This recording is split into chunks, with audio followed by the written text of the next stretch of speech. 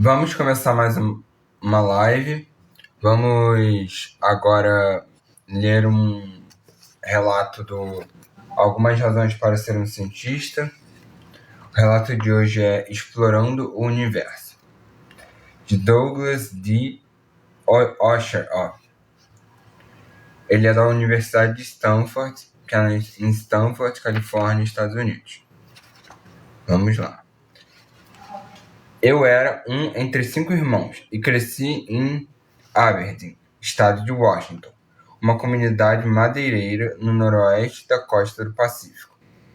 Meus irmãos e eu costumávamos caminhar pelas estradas desertas que penetravam nas florestas que circulavam Aberdeen. Nós nos imaginávamos como exploradores, talvez os primeiros a caminhar por estas poderosas florestas.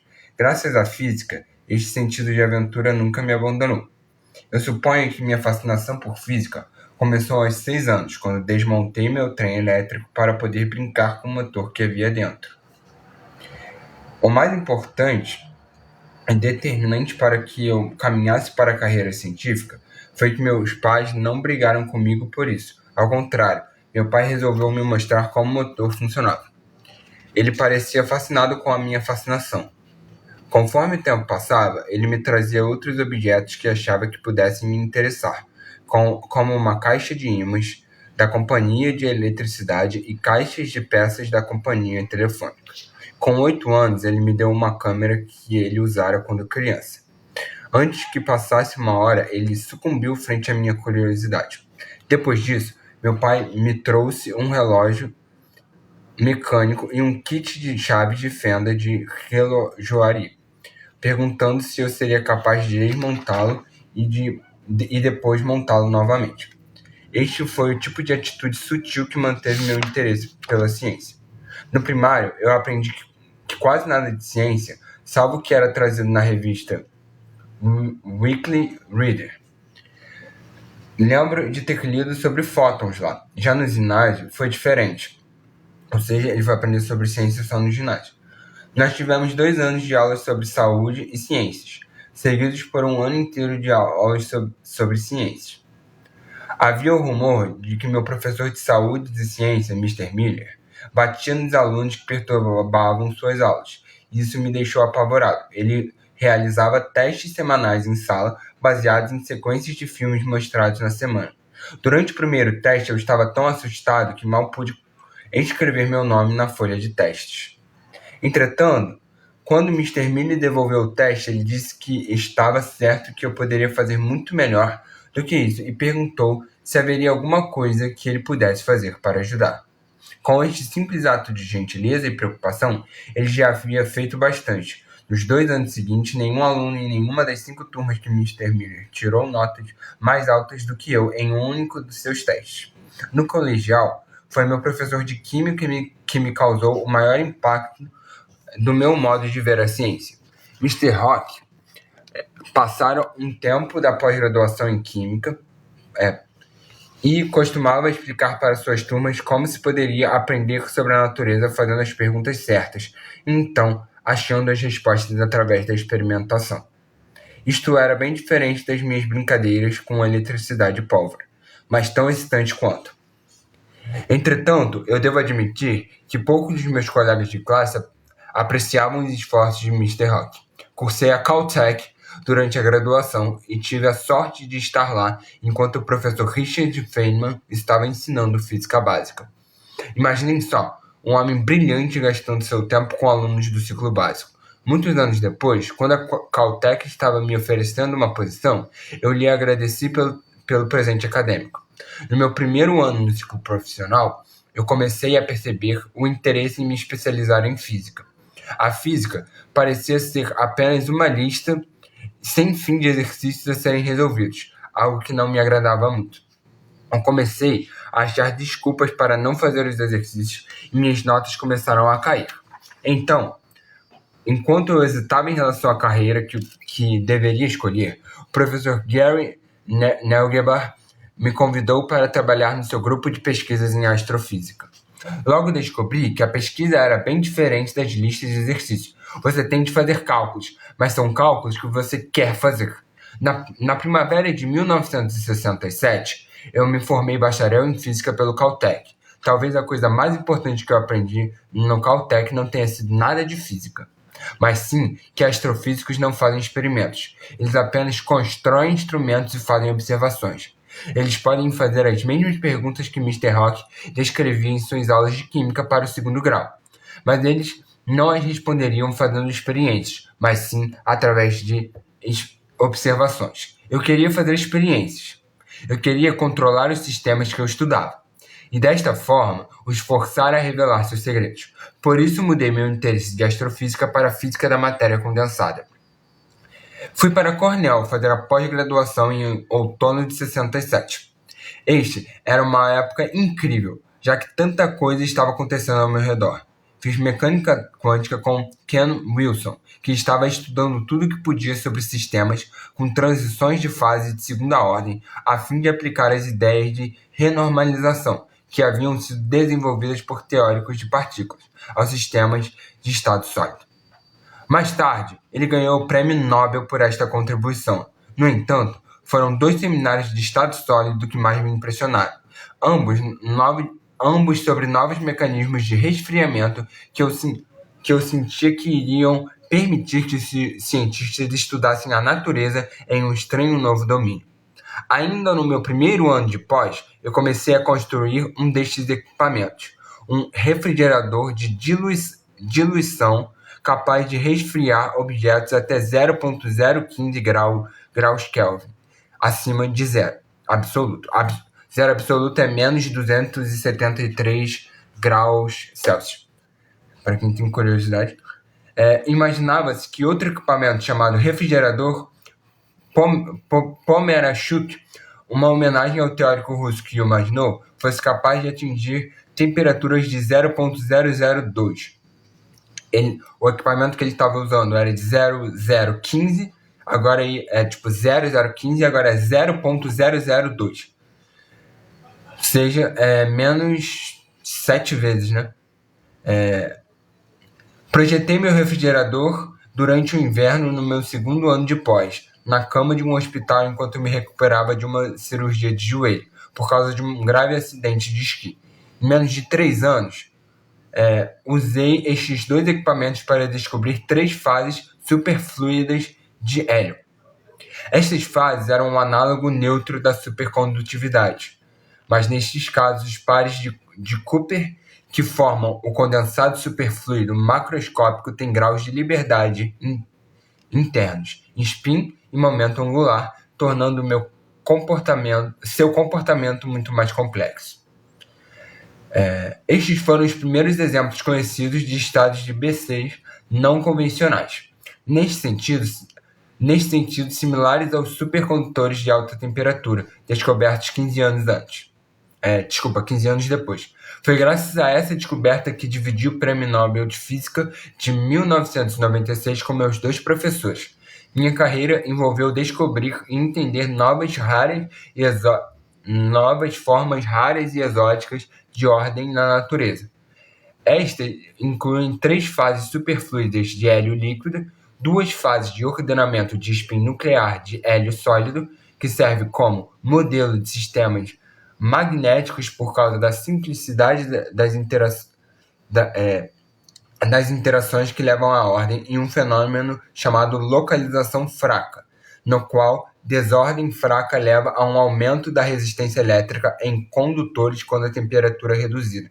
Também estudo as propriedades de vidros perto de zero absoluto, alguns dos sistemas mais desordenados da natureza. Até estes apresentam alguma espécie de ordem, em temperaturas muito baixas. Para mim, a física não é um conjunto de conhecimentos, nem apenas uma maneira de se pensar. Ela é a busca de uma vida inteira pelo conhecimento de como o universo se comporta e de como ele se evolui. É a exploração de nosso universo. Enquanto eu puder fazer perguntas para as quais não há respostas, então achar as respostas através de experimentação, eu serei um explorador. Falando sobre supercondutores, a gente tem um experimento que eu, se não me engano, eu acho que foi descontinuado na UFRJ, que era o Mega Leve, que é um trem de supercondutividade. Tem supercondutor a baixas temperaturas, e ele, no quesito que era desenvolvido pela UFRJ, era o mais avançado no mundo. Existem outros, mas só que é de outro método. Ali é de supercondução, os outros eu acho que eram de levitação magnética, alguma coisa. Enfim, ele tinha, eu acho que, mais 2 experimentos do tipo no mundo. O da UFRJ era simplesmente o mais avançado e foi descontinuado. É isso. Por falta de verba, alguma coisa assim. Eu já visitei lá, né, na época. Fica na COP, que é o programa de pós-graduação, né? O Instituto de Pós-Graduação em Engenharia da UFRJ.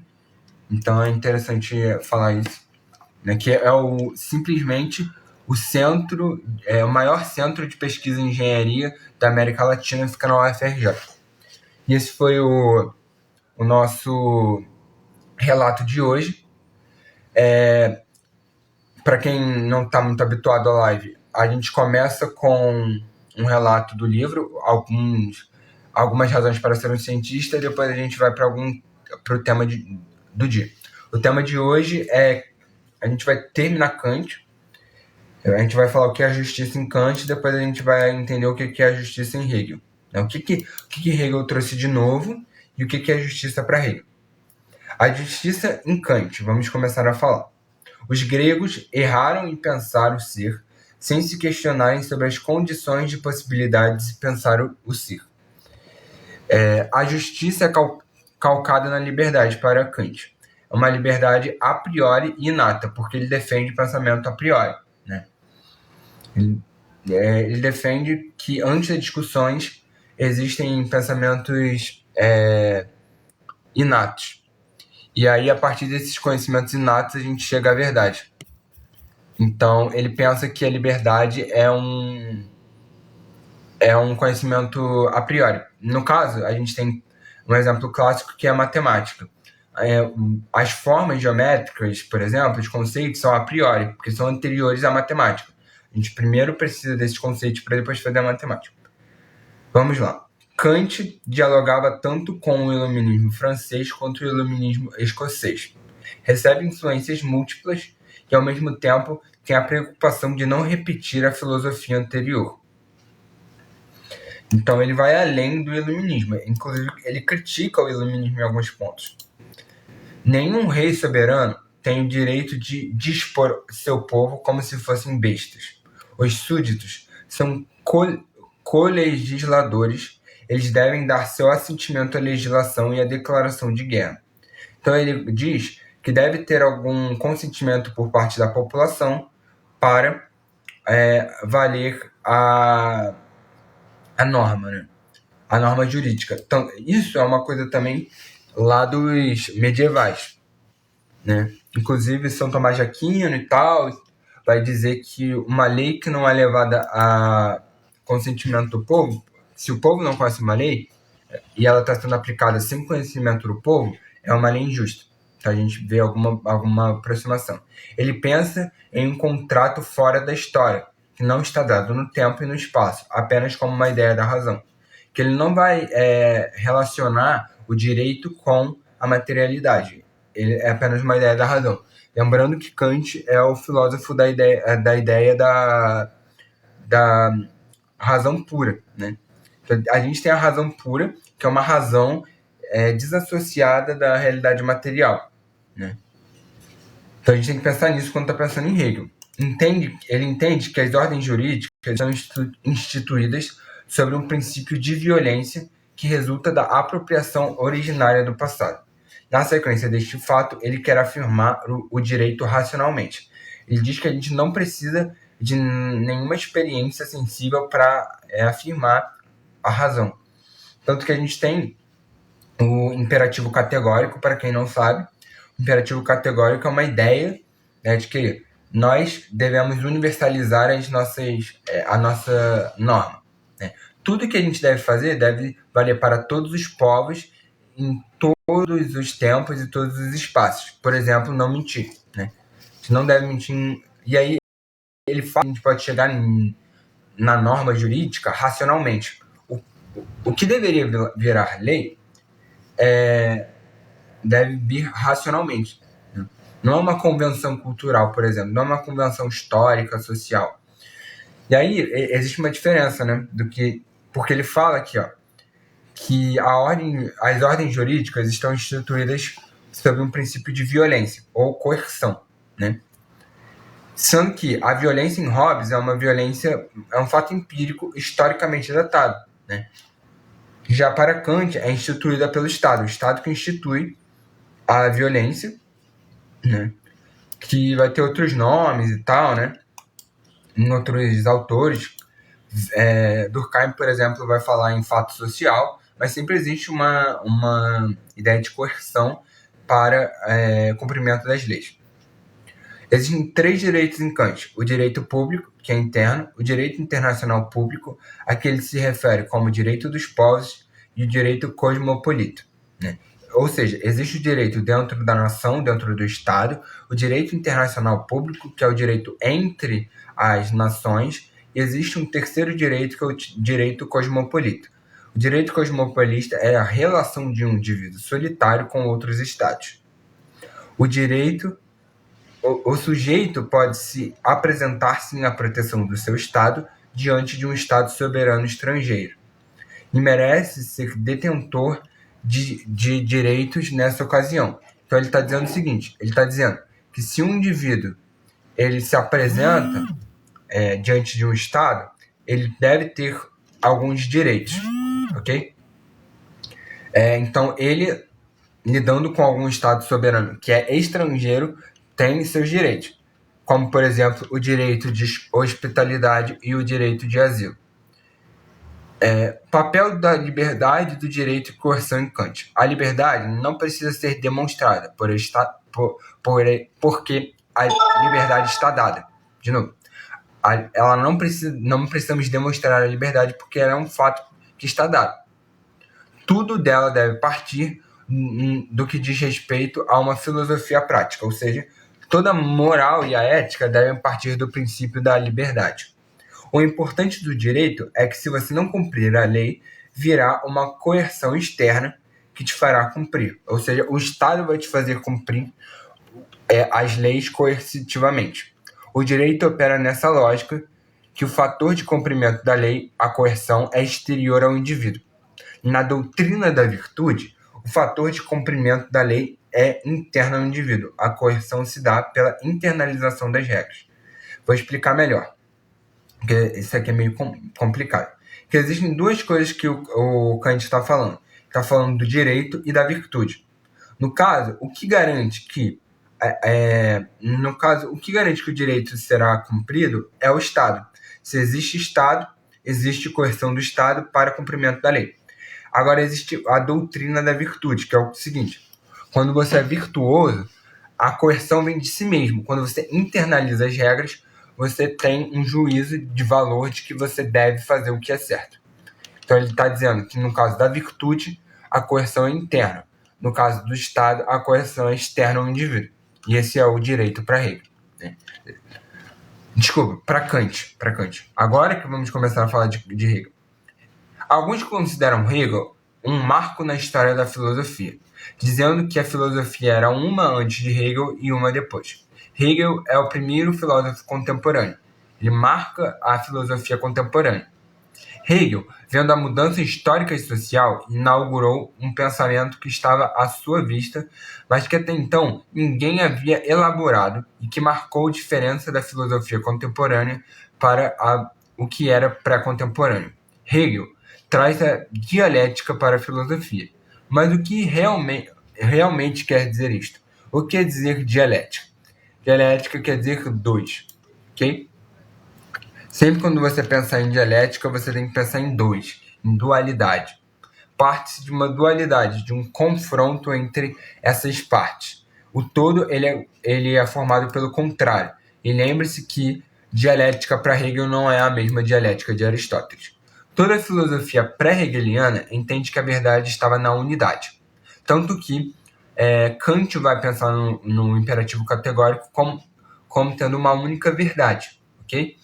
E a gente chega nessa verdade por meio da razão.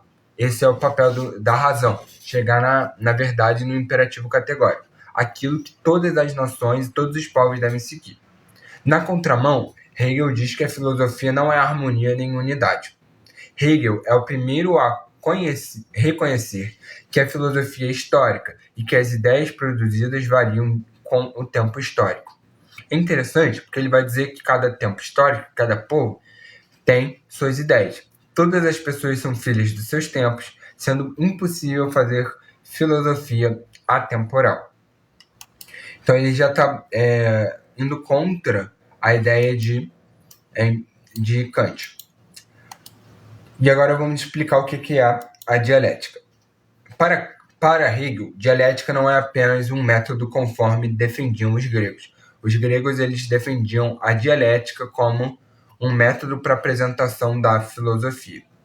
Mas, para Hegel, é a própria estrutura da realidade. Para ele, a natureza e a realidade são dialéticos. Os 3 momentos da dialética são comumente chamados de tese, antítese e síntese.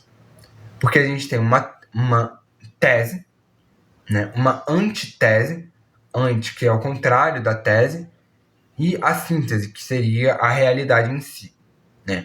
A tese, Hegel vai chamar o lado abstrato do entendimento, antítese, o lado dialético ou negativamente racional, e a síntese, que é o lado especulativo ou positivamente racional. Então, a gente tem 2 ideias contrárias que se contrastam, fazendo uma síntese da realidade. São momentos de todo e qualquer lógico real, isto é, todo conceito ou de todo verdadeiro em geral. Okay? Se Kant dizia que todos nós temos a justiça dentro de nós e todos com boa vontade concordam com todos, acabado o Estado absolutista, deveríamos acabar com o Estado, deveríamos voltar, cada um a seguir a sua lei e todos concordarão com a mesma lei. De novo, vamos explicar. A burguesia, né, defende a razão. E Kant defende que através da razão chegamos no imperativo categórico, que é uma máxima jurídica, que nessa máxima jurídica todo mundo vai cumprir. Por exemplo, é errado matar. Então, em todos os casos, seria errado matar. E aí, o Estado absolutista é o quê? É a norma de uma única pessoa, que é o rei. O rei absolutista, certo? Não é uma lei da razão, é apenas um dispositivo de poder. Se Kant diz que através da razão a gente pode chegar na norma universal, nós podemos utilizar a razão, não precisamos do Estado, porque todo mundo concordaria, porque ele diz que toda pessoa racional, dotada da razão, chega nessa norma universal. E aí, o Estado ele perde razão de ser. O que a burguesia fez depois que acabou o absolutismo? Passou a chamar tudo aquilo que era direito natural de direito positivo. Porque agora existe uma norma que positiva esse direito. Para Hegel, quem resolve o problema não é a filosofia, é o direito. Ele vai criticar essa ideia de Kant, ok? Ele vai criticar Kant justamente por isso, porque ele fala como é que vocês que defendem a razão não acabaram com o Estado e adotaram o imperativo categórico? Porque existe um erro em relação a isso. Né? Ele vai criticar. E aí ele vai dizer que determinada norma é justa não porque nós concordamos que ela seja justa. Ou seja, não é a razão que traz a justiça. Determinada norma é justa porque o Estado falou que esta é a norma. Agora é o Estado que dá a razão. Agora a razão vem do Estado e não mais do indivíduo. Começa agora a segunda fase da filosofia política moderna, que é pós-iluminista. Na virada do século XVIII para o XIX, a burguesia toma o poder do Estado. E elas vão instituir o que era direito natural como norma jurídica do Estado moderno. Okay? E no Estado, onde está a justiça? A justiça no Estado está no próprio Estado. O Estado é a justiça. A mesma classe que por 300 anos defendeu o direito natural da noite para o dia, passou a defender o direito positivo, que é o direito da norma, ok?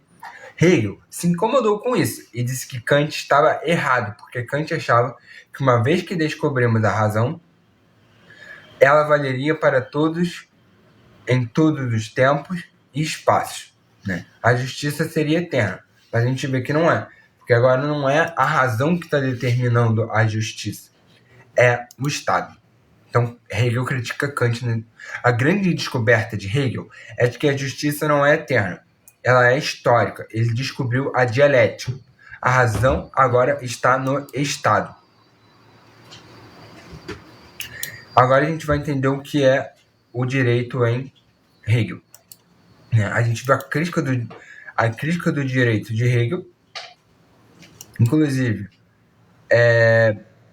essa é a obra que Marx depois vai criticar, né? A noção de direito em Marx está bem assentada nesse livro, né? A Crítica da Filosofia do Direito, que ele vai criticar a obra de Hegel. Vamos lá. A gente tem o direito em Hegel, né? Existe o direito da propriedade. Ele é central. De novo, ele é um burguês, né? Ele vai ter a gente tem a primeira natureza e a segunda natureza. De novo, o direito em Hegel se assenta no direito da propriedade e a gente tem dois conceitos. A primeira natureza, que é o que é imediato, que é um instinto, vontade natural ou livre arbítrio, e a gente tem a segunda natureza, que é a mediação, processo e liberdade. Okay? O que é de primeira natureza para ele? É a posse, que é a forma mais imediata de que nós, seres humanos, temos contato com o mundo, ou seja, nós temos posse. Nós não temos naturalmente a propriedade. A posse nos dá direito de uso e não troca, né? Porque a troca ela está relacionada com um contrato e com uma relação social. Então, inicialmente, nós temos o direito de uso. O direito de troca só se confirma com o direito contratual. O contrato é reconhecimento formal da posse. Vamos explicar isso mais à frente. Nós temos o conceito de troca, que é diferente do conceito de uso, né?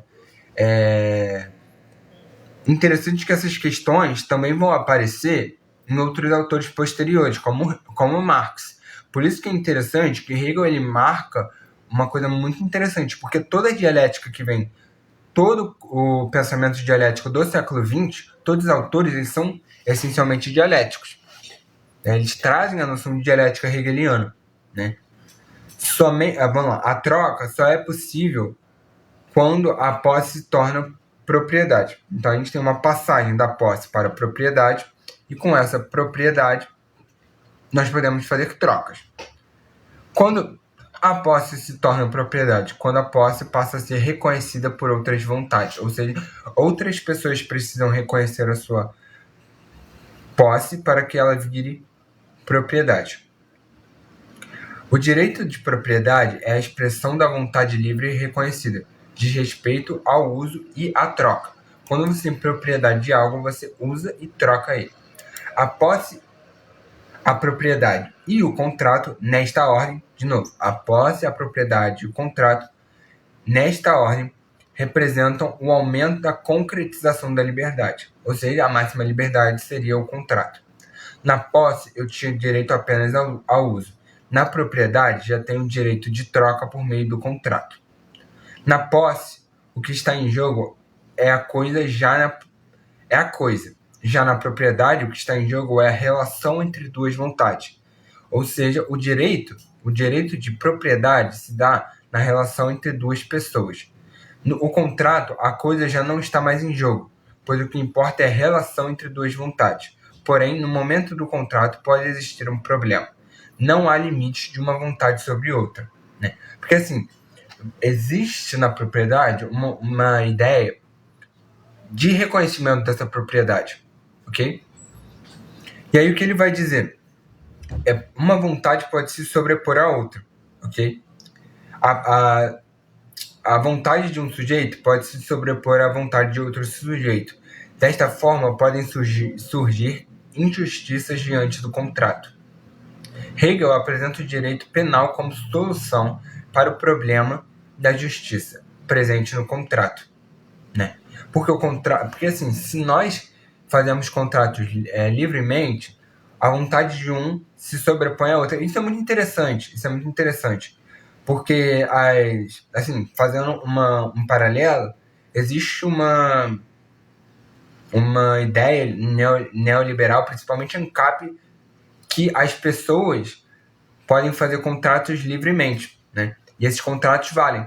Essa é a ideia central, tirar o Estado como mediador dos contratos, né? Essa é a ideia do neoliberal, do ANCAP, né? Porque assim, você tira isso, só que uma pessoa que tem mais poder pode fazer valer a sua vontade sobre a outra, né? Dizer que as pessoas podem livremente fazer contratos é esquecer que as pessoas podem ter relações de poder diferentes. E aí ele vai dizer que a justiça vai trazer a solução do contrato, né? Aí ele vai dizer que existem três tipos de contrato. Desculpa, de delito.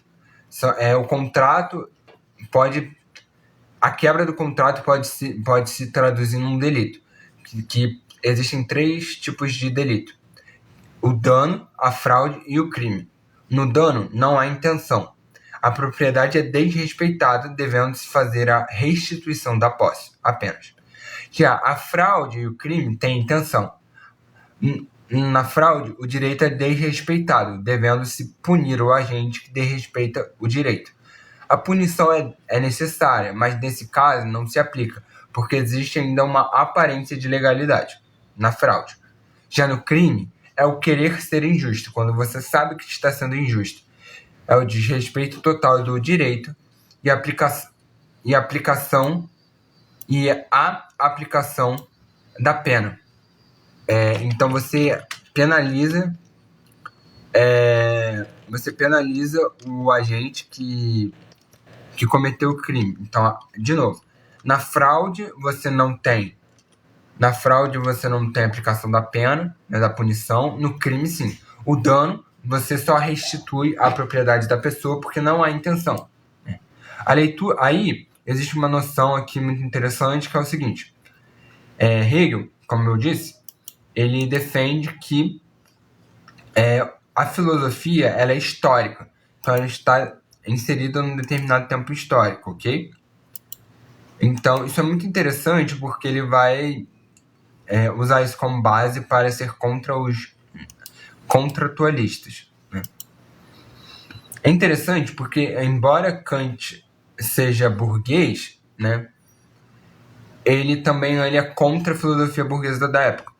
É interessante falar que ele é teleológico também, né? Isso é muito interessante vocês entenderem o que é teleologia também. O que é teleologia? A teleologia é a ideia de que tudo está caminhando para um fim específico, né? Quando a gente diz que a história tem um fim, é que é uma noção teleológica. Existem muitas pessoas que dizem que as ideias têm um fim específico, okay? É como se a gente tivesse uma linha de chegada da história. Hegel, ele vai ser contra os contratualistas, mas ele vai dizer que a história é teleológica. Qual é o fim da história? É o Estado moderno. Ele vai dizer que com a instituição do Estado moderno, a história vai ser apenas a história vai ser a repetição disso. Nós vamos continuamente ter novos estados modernos, porque esse é o fim da história, né? Então, ao mesmo tempo que ele está tendo uma posição não conservadora, quando ele se diz contra o justnaturalismo, ele também está sendo conservador, porque ele é teleológico. Então, existirão muitas interpretações, tanto que na época de Marx vão ter que Marx já é pós-Hegel, vão ter os hegelianos de direita e os hegelianos de esquerda. Inclusive, hoje em dia, existem hegelianos de esquerda e hegelianos de direita. A leitura dos justnaturalistas, segundo Hegel, são totalmente infundada. Ou seja, existem diversas leituras justnaturalistas que são infundadas. E aí é preciso explicar de novo aqui para quem não sabe, justnaturalista ou justnaturalismo é aquela noção de que existem direitos naturais, beleza? Desde Aristóteles até os contratualistas.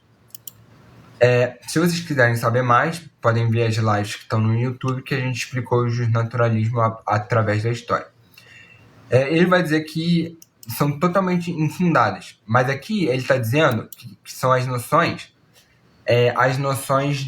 dos contratualistas, porque, de novo, a noção justnaturalista dos contratualistas é diferente de outras escolas, né? Mas principalmente ele vai criticar a noção medieval e a noção contratualista. Não é possível pensar o direito como um conjunto de pessoas para um aglomerado de indivíduos, um conjunto de normas para um aglomerado de indivíduos. E esses devendo uma obediência cega ao Estado. Essa leitura é do contratualismo moderno, onde o direito nada mais é que um conjunto de normas e a sociedade é vista de forma atomizada, como um aglomerado de indivíduos. Ele vai criticar isso. Ele não vai dizer que é simplesmente uma série de normas que cada indivíduo deve seguir, né?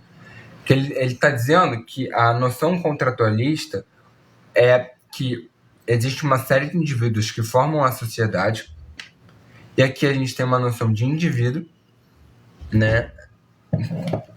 Focando no indivíduo, e ele vai dizer o quê?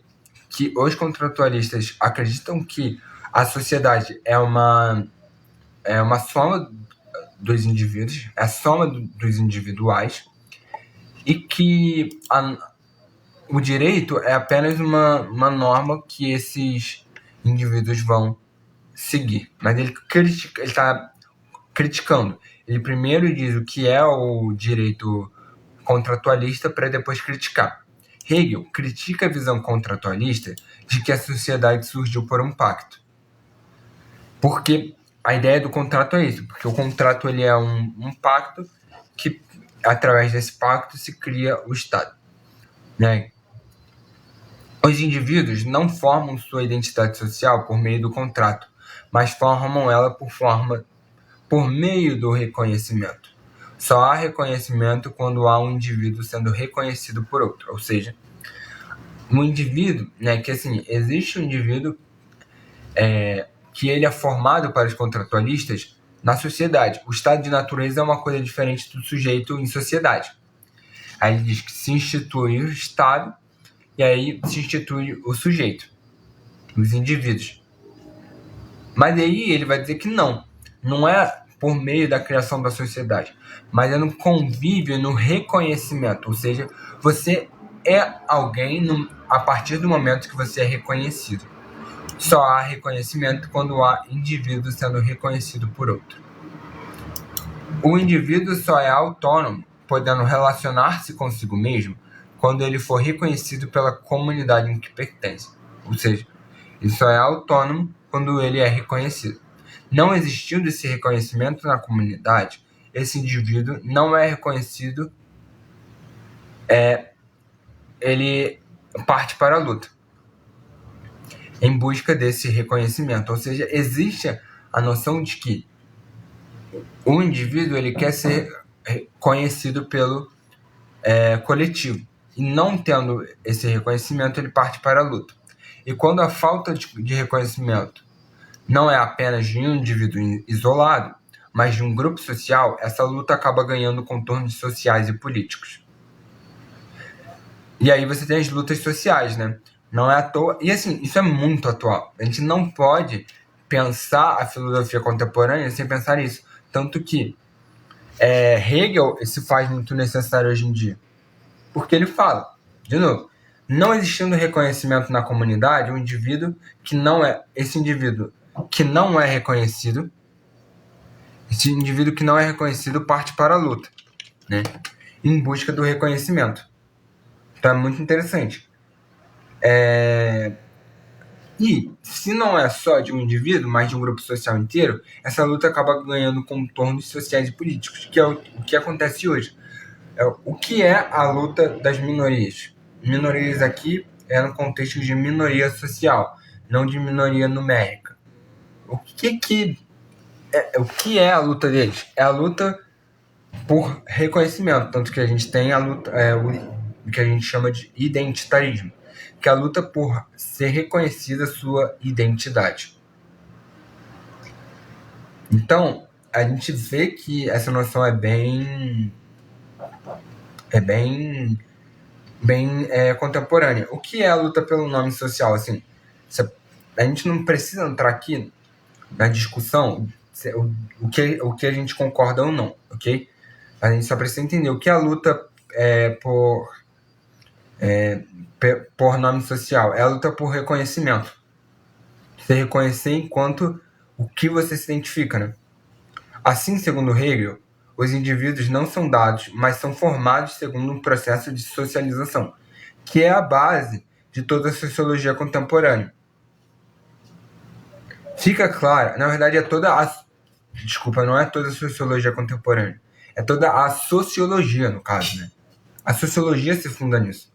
Fica clara a leitura crítica de Hegel ao contratualismo em defesa de um Estado orgânico, de uma sociabilidade natural presente nos seres humanos. O indivíduo, desde sempre, está inserido em convívio intersubjetivo. Não existe, assim, a ideia de um estado de natureza, onde os indivíduos estão isolados. Hegel defende um direito de natureza ética e não um direito formalista, que se deve proceder não de indivíduos isolados, mas de uma vida em comunidade. Interessante que ele, de uma certa forma, ele está resgatando a ideia de um direito, uma ética, né? Uma ética e um direito relacionados ao coletivo lá da Idade Antiga, da Grécia Antiga, mas é interessante porque ele coloca agora historicamente colocado, porque ele coloca também que as ideias e o próprio direito são historicamente colocados, ok? Então é interessante, mas ele ainda coloca como central o direito da propriedade, mas é isso. Isso vai ser base para várias leituras que a gente tem hoje em dia, né? Praticamente boa parte das leituras que a gente tem na filosofia e na sociologia, na antropologia e na ciência política são baseadas, né, nesse conceito de conhecimento historicamente colocado, né? Tanto que a gente tem o materialismo histórico, dialético, que essa dialética é histórica, né? Mas é interessante porque a dialética de Hegel não é a mesma dialética de Marx, porque essa é uma dialética idealista, né? Marx ele parte do concreto. A dialética para Marx parte da dialética da luta de classes, né? A gente vai aprender mais sobre isso amanhã, né? Que amanhã a gente vai ter uma live sobre Marx. E aí depois a gente vai vamos para outros autores. A gente vai para o que é efetivamente contemporâneo. Weber, Gramsci, Hannah Arendt, Carl Schmitt, e é isso. Aí a gente termina, né, provavelmente quarta ou quinta a gente termina a filosofia do direito para a gente começar a pensar a sociologia do direito, ok? E, então é isso, né? A gente começa a desenhar uma ideia que é historicamente colocada, ok? E a gente também pensa mais o Estado, né? A gente não pensa mais no direito natural, né? É interessante a gente pensar que, assim, o imperativo categórico, ele ainda vale. O imperativo categórico ainda está valendo, mas, assim, aquela ideia de que a gente deve viver aquilo que a máxima deve valer para todo mundo, ainda vale. Só que o que acontece? O imperativo categórico agora não é mais determinado pela razão, porque a razão agora está no Estado, né? Com a tomada da burguesia ao poder, quando eles tomam o Estado absolutista e passam a ser a classe dominante, agora a razão não é mais uma razão pura. A razão está no Estado. O Estado determina a razão. Entende? E é nisso que se funda o direito contemporâneo. Mas aí, os ideais que a gente já estudou sobre o direito moderno ainda estão valendo. Os princípios ainda estão valendo. Só que agora a justificativa é outra, mas o direito à propriedade ainda está valendo, o direito à liberdade ainda está valendo, que é a liberdade negocial, a liberdade de livre associação, né? E o direito à igualdade perante a lei, ou a isonomia, que é a igualdade perante a norma, ok? Então, esse é o direito que a gente tem hoje, né? A gente acabou o direito, né? Acabou o direito contemporâneo. Chegou no que é o direito hoje em dia. A gente tem a ideia dos princípios básicos do direito e do contratualismo. A gente tem a ideia que a razão está no Estado e a ideia de universalização e de direito normativo, né? A rejeição do direito causuístico, né, da causuística, e agora a gente tem o direito normativo. Explicando, o direito causuístico é aquele que é de caso a caso, né, quando não existe uma norma geral, mas a gente avalia caso a caso. Agora a gente tem o direito normativo, que existe uma norma, que a norma é: vamos defender a propriedade privada, a liberdade de negócios e a liberdade de e a igualdade perante a norma, ok? Nunca é a liberdade de condições. Por exemplo, o Enem. O Enem, ele garante a isonomia, que é a igualdade perante a norma, que a norma é: você deve fazer o vestibular. Mas ninguém tem condições iguais para fazer a prova, por exemplo, né? E aí a gente vê algumas coisas diferentes, por exemplo, né? Aí existe essa noção de que o Estado vai garantir que não existem abusos no contrato, mas a gente tem que sempre lembrar, né, que o que o liberal defende é uma liberdade negativa.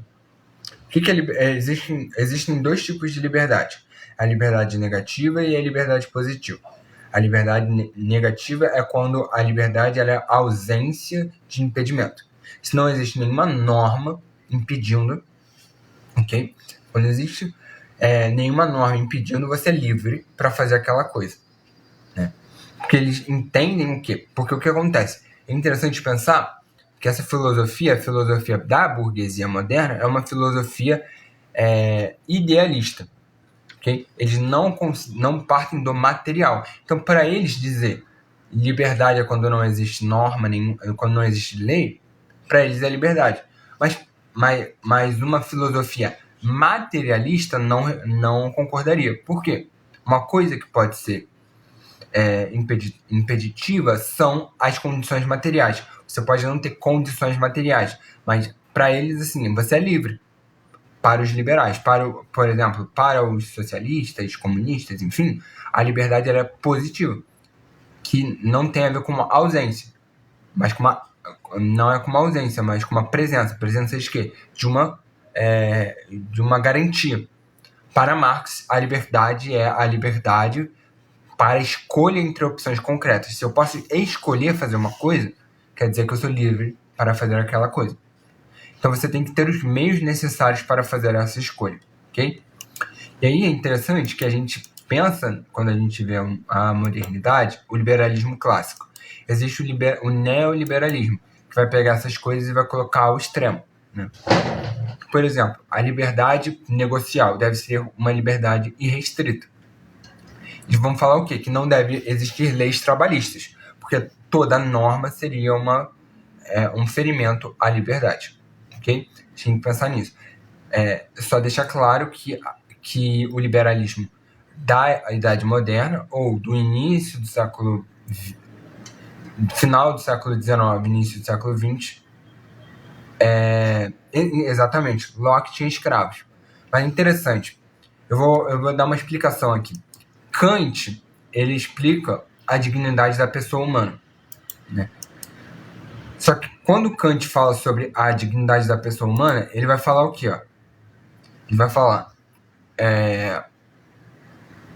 falar sobre pessoas racionais. Então, veja bem, ele vai falar sobre a dignidade do ser humano. Então, o fundamento da dignidade da pessoa humana, de qualquer natureza racional, é a capacidade de autonomia. Quer dizer, se uma pessoa humana de qualquer natureza racional tem autonomia, ela é digna de dignidade. Ela deve ter dignidade. Entendeu que é uma pessoa de qualquer natureza racional? Então ele coloca a razão na frente. Tem que ser uma pessoa racional. E qual era o grande argumento para ter escravos? Era dizer que aquela pessoa não é racional. Quando você tira a razão de alguém, até hoje isso, você está desumanizando a pessoa. Porque o que caracteriza o ser humano é um ser racional. Nós somos racionais, somos caracterizados por isso. Então você tira a faculdade da razão da pessoa, da outra pessoa, então você está tirando a dignidade. O tema é um tema geral, assim, o tema sobre... Assim, o tema da live e das lives que a gente está fazendo sobre filosofia, direito e política no geral. E aí, o que acontece? É interessante pensar, porque hoje em dia as pessoas falam, a pessoa é muito burra, né? Por exemplo, liberal é tudo burro, liberal nem é gente. Ou isso, uma pessoa de esquerda falando. A pessoa de direita fala, pô, comunista nem pensa, tudo burro, comunista nem é gente. Então você vê que eles ainda tiram a razão da pessoa para atacar ela, para dizer que ela não é gente. Então pode fazer pergunta à vontade. O tema é mais sobre filosofia, direito e política, né, que é a nossa série. A gente está acabando agora a Idade Moderna e indo para a Idade Contemporânea. A gente vai ver Marx como talvez o grande último, assim. Vamos terminar com alguns outros autores, como Weber, Gramsci, Hannah Arendt. Depois a gente vai começar a Sociologia do Direito. A gente vai começar a Sociologia, a gente vai estudar sobre Sociologia do Direito nas outras lives, né? A gente vai fazer sempre lives às 10 horas. Hoje eu estava meio atrasado aí para preparar a live. Então, existe uma discussão sobre isso, né? Existe uma discussão sobre o que é democracia. Porque a democracia, todo direito que a gente tem, a democracia que a gente tem, ele é baseado no quê? No direito à propriedade privada, à liberdade negocial e à igualdade perante a norma, né? Essa é a filosofia política moderna e a filosofia burguesa. Só que tá errado. Eu acho que tá errado. Assim, porque você coloca todas essas coisas como dadas. Inclusive, Marx, se apoiando em Hegel, vai trazer uma dialética histórica, vai dizer a propriedade não está aí como um fato. Ela é histórica, sabe? E aí, os fundamentos para a democracia em marxistas é diferente. A gente vai discutir isso, inclusive. Se você quiser saber mais, fique ligado nos próximos capítulos. Que eu vou pegar um livro aqui, me dê um minutinho que eu vou pegar o livro ali, que é o livro que a gente vai discutir depois, que fala justamente sobre isso. Aí, é esse livro aqui, ó. Estado, Direito e Marxismo, que vai trazer alguns autores que não são muito conhecidos, e a gente vai discutir justamente o que é democracia, o que é Estado de Direito para diversos pensadores socialistas, inclusive para a gente trazer a crítica, entende? Porque a gente está varrendo toda a filosofia e a sociologia do direito, né? Então a gente vai ver muita gente das diversas linhas, porque a gente começou vendo a Idade Antiga, passou pela Idade Média, viu a filosofia moderna, Hegel, Marx, vai ver a sociologia do direito, depois a gente vai entrar nesses autores, né? Inclusive tem um autor muito importante que é pouco conhecido, que é o Pachucanes. A gente vai trabalhar bem. Então, fica tranquilo que a gente ainda vai ver. Se vocês quiserem ver as lives antigas, tá no meu canal no YouTube, é só acessar no link da bio no meu perfil. Mas é justamente isso, né, que você falou. As pessoas consideram isso porque a gente tem uma noção muito kantiana, né? A noção de que o que assenta o sistema capitalista, que é a propriedade e a liberdade de negócios, deve ser universal em todos os tempos e todos os espaços. Se a gente não tem isso, necessariamente não é democracia, ok? E aí a gente pode pensar a democracia para além dos limites burgueses, ok? Então a gente tem que tomar cuidado também, né? Porque, assim, o que é uma ditadura de fato? Né? Ditadura é se a gente não segue os princípios estabelecidos de democracia, porque o que é democracia hoje não é a mesma coisa que era democracia na Grécia. O conceito de justiça e o conceito de ética também não era o mesmo em Atenas, por exemplo. Em muitos casos, o nosso direito ele é muito mais antidemocrático, por exemplo, do que outros ordenamentos jurídicos, entende? Só que assim, a gente precisa entender quais são as bases filosóficas, políticas e econômicas, né? E uma coisa que é muito importante, que a gente não discute, o que é o Estado. O que é o Estado? Porque assim, o Estado ele não é uma figura abstrata, né? Em diferentes momentos da história, o Estado ele vai ter diferentes formas e vai representar coisas diferentes. Por isso que não é válido a gente falar o Estado, ok? Eu vou fugir um pouco, mas assim, a China, por exemplo. A China ela é dita por alguns como socialista. Não vamos entrar no mérito se ela é ou não é. Eu tenho minha opinião própria, mas a gente não vai discutir isso. A gente só vai discutir uma questão retórica. Eles falam que muita coisa é de propriedade do Estado. Mas o que é o Estado chinês? Não adianta falar que, por exemplo, que o socialismo é mais estável quando o Estado, como a gente tem hoje, ele foi criado pela burguesia. O Estado contemporâneo é um Estado hobbesiano burguês, nos limites da democracia burguesa. Por quê? Não é um Estado absolutista, mas o Estado ainda tem o monopólio do uso da força. Então é interessante a gente colocar historicamente o que é o Estado e quais são as bases desse Estado, para a gente entender, né?